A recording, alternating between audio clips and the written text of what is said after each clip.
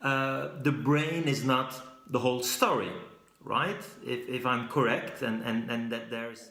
I generally think through my whole body, really.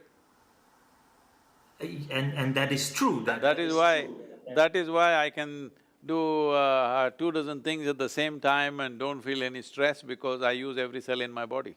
I think we all agree that the brain is something important, right? No question about that. There's no question about whether brain is important or not. But brain is important and it's functional only because of the connectivity to the rest of the body with the neurological system. Suppose you cut something in your spine, then the brain cannot function by itself and it's meaningless what it does. So that's why I said, I think through my body. This is why even if you're doing 2 dozen things at the same time, you don't have any level of stress because it is like, if you're just thinking just here, what it means is, you bought a car with 4 wheels, but you drive it on 1 wheel all the time. Obviously, one will wear out very quickly and there's too much stress. Every time people have to do something, simple things, if they have to decide what clothes to wear, where to go, what to do, they get so stressed on a daily basis because they're using just one dimension of their intelligence, not exercising other dimensions of their intelligence.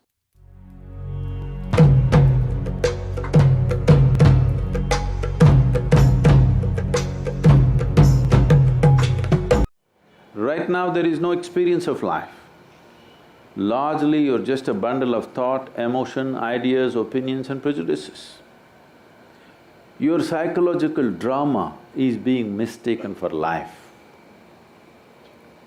You must see how people die. It's very important. If you watch people die, over 80% of the people on this planet, when the moment of death comes, there is no pain, there is not even fear, but you will see bewilderment on their face. Like this they go. Because it's like you went to the cinema, you bought the ticket, went to the cinema, you sat there, during the trailer itself you fell asleep. And when they turn on the lights after the movie, you woke up. What, it's already over? This is how most people are dying. This is the most unfortunate way to die. Because before you open your account, it's over.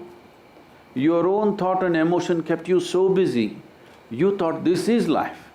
But when the moment of death comes, suddenly you know the drama that you were turning on within you looked so real, but the moment lights are going off, then you know this is not it.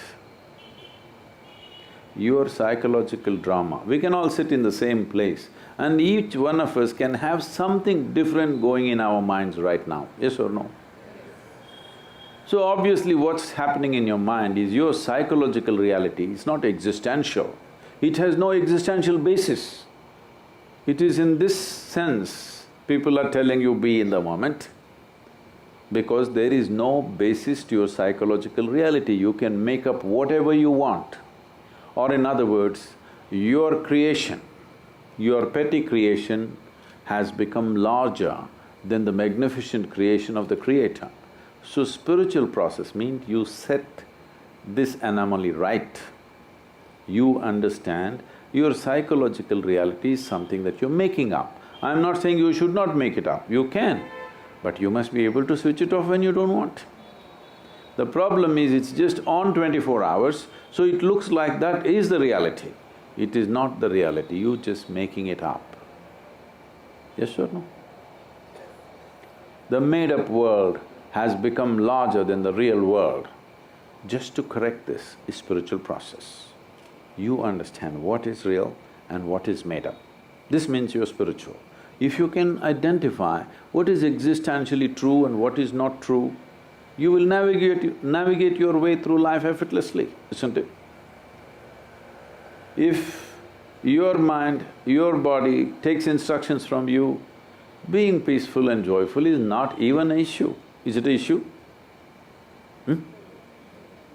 If your body and mind is taking instructions from you, is it an issue? Is it even a consideration? Do you have to even bother about it? How to be peaceful, how to be joyful? There's no such thing. This is coming from a very unnatural situation because made-up world has become larger than the real world. What's happening on your phone has become bigger than the cosmos, isn't it? So spiritual process does not mean… is not prescribing how you should be whichever way you want. You like misery, do it, what's my problem? If you're enjoying misery, what is my problem? I will not tell you be joyful. You like to be miserable, I appreciate that. But if you had a choice, would you choose misery? No. Maybe once in a way you like to read a tragedy or watch a tragedy, that is somebody else suffering, not you, isn't it? You may want to watch a tragic movie or a drama, but you don't want a tragedy in your life, isn't it so? I trust your judgment on these things. So spiritual process means that you read the user's manual, you know exactly how this works. You keep it whichever way you want, that's up to you. You like misery once in a way, you like to… people like some bitter things, not just sweet things. You want to enjoy that, what is my issue? I have no issue. Enjoy it. But as long as you are choosing consciously, right now misery is happening compulsively, isn't it? It's not happening consciously, it is happening compulsively. Once you get into the cycle, there is no other way. It rules you. Being human means just this, that you can consciously decide what is the nature of your experience right now. That means being human. Being in a state of compulsive reaction means lack of evolution. Yes or no? This is the animal nature. They can't help it. They have to be in a compulsive state of reaction. That's the only way they can exist. That is their nature right now.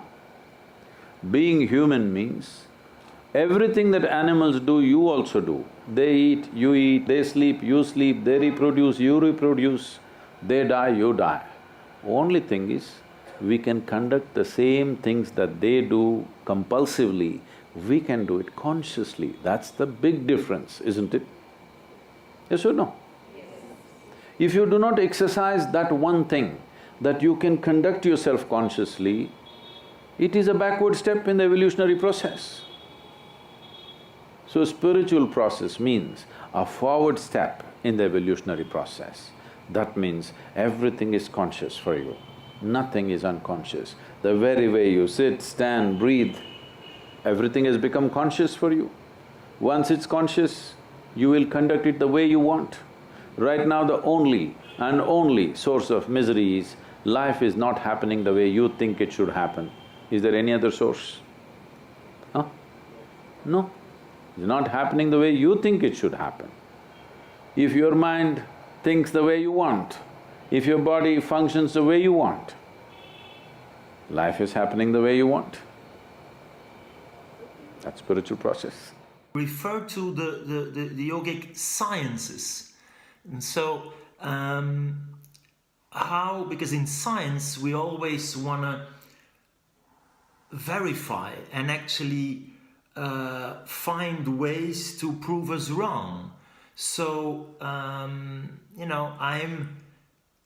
this hard-nosed scientist and trying to confront everything I think to understand. No.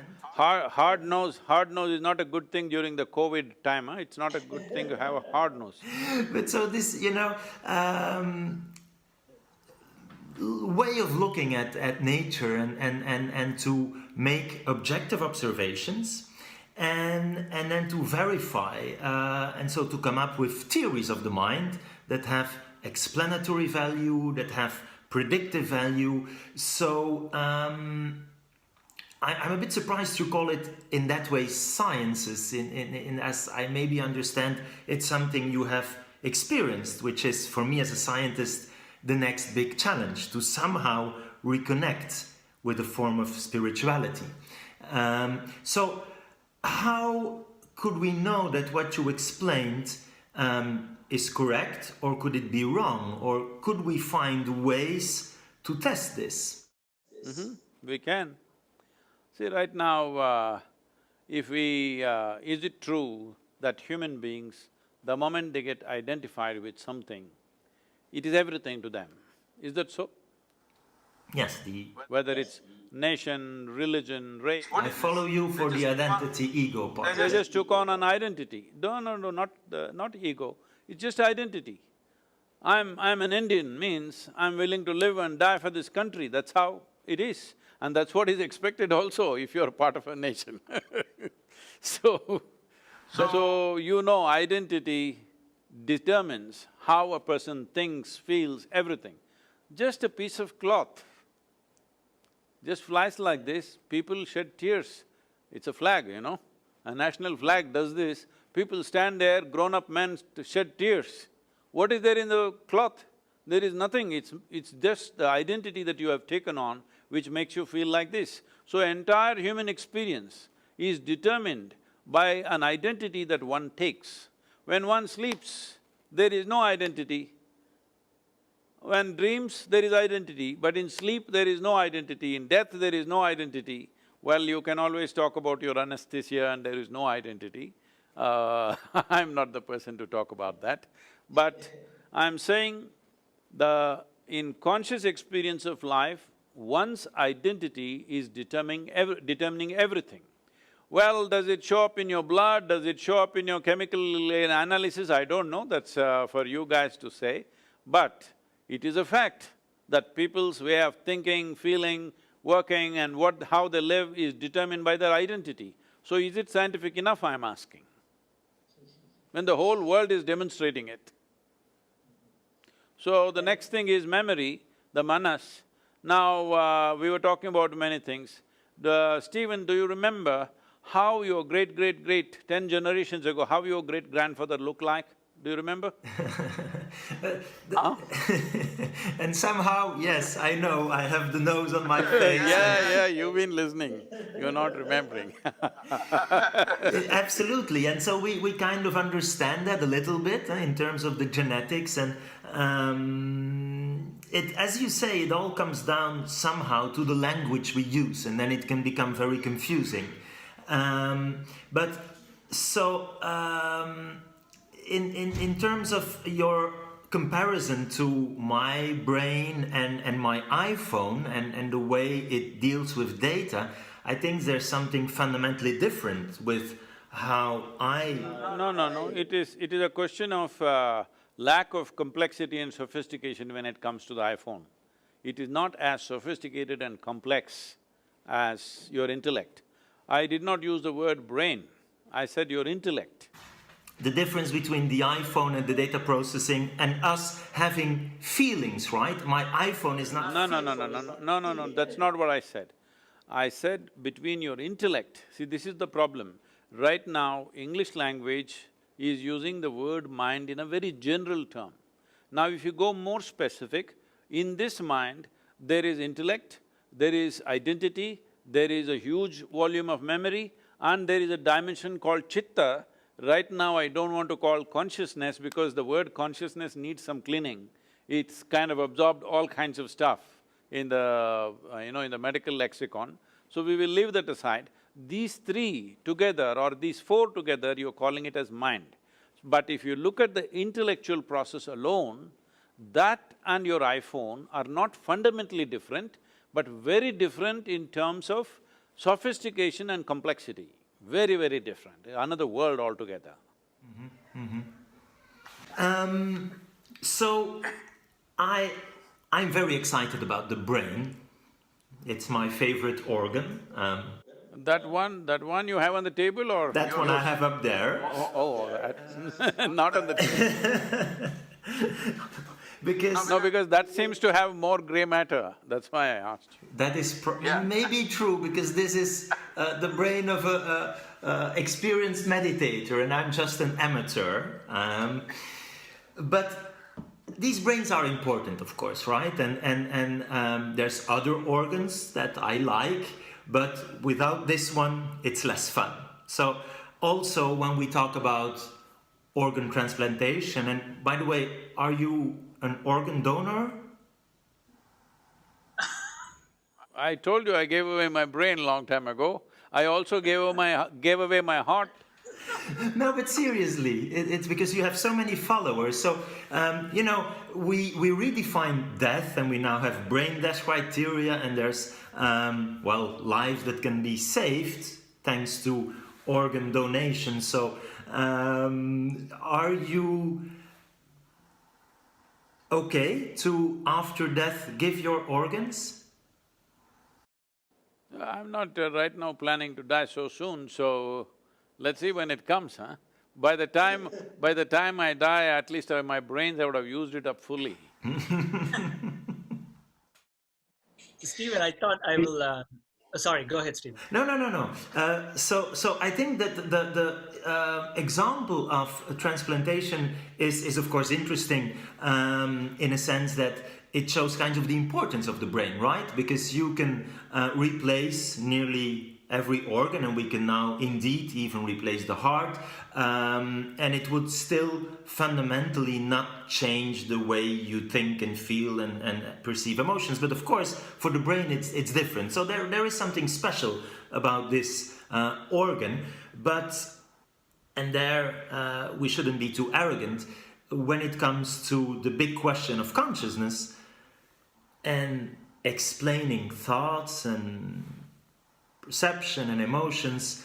We just have a terribly hard time to go from something material, that is this brain, and to this very first person subjective experience.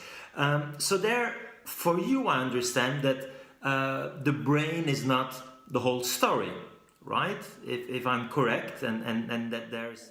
I generally think through my whole body, huh? Really.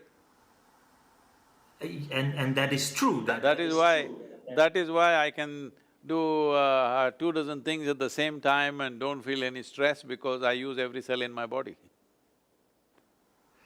Okay. Because what you're referring to as intelligence, essentially, in most people's experience, I'm not somebody who's propounding this, but in most people's experience, a certain combination of memory and intelligence is what they're calling as mind, isn't it?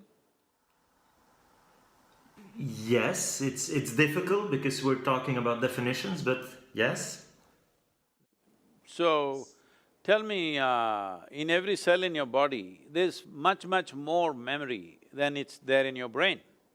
And the number of complex functions that every cell in your body is functioning, you can never figure it out in your brain. The amount of chemical reactions that are happening across, not necessarily managed by your brain, it's happening of its own nature. So, when they're able to do so much, there is an intelligence. So in yoga, we don't say mind is here or there. We say there is a mental body. As there is a physical body, there is a mental body. There is a whole scape of memory and intelligence spread across the system. But now I believe, we've always given a lot of significance to this, but I understand now these days doctors are saying there is quite a bit of brain in the stomach. Am I right? Yes. What do they call this, Bala? What do they call that? I heard that… The second brain, some call it, and so indeed we have a lot of these nerve cells in our gut.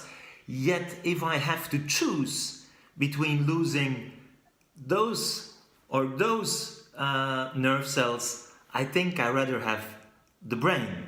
And I think again we can transplant your gut and it wouldn't really fundamentally change who and what you are. Sure about the transplantation. Sorry?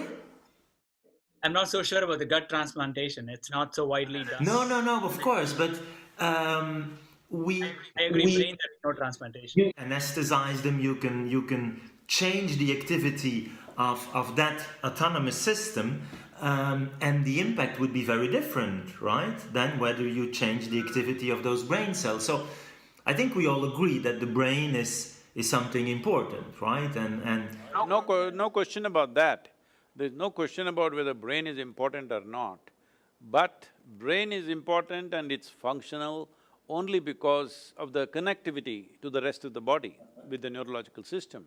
Suppose you cut something in your spine, then the brain cannot function by itself and it's meaningless what it does, only because it's connected. So how yoga sees brain is not as an organ per se, it is part of the neurological system. It's like one big knot where more is happening in one place than the rest of the places.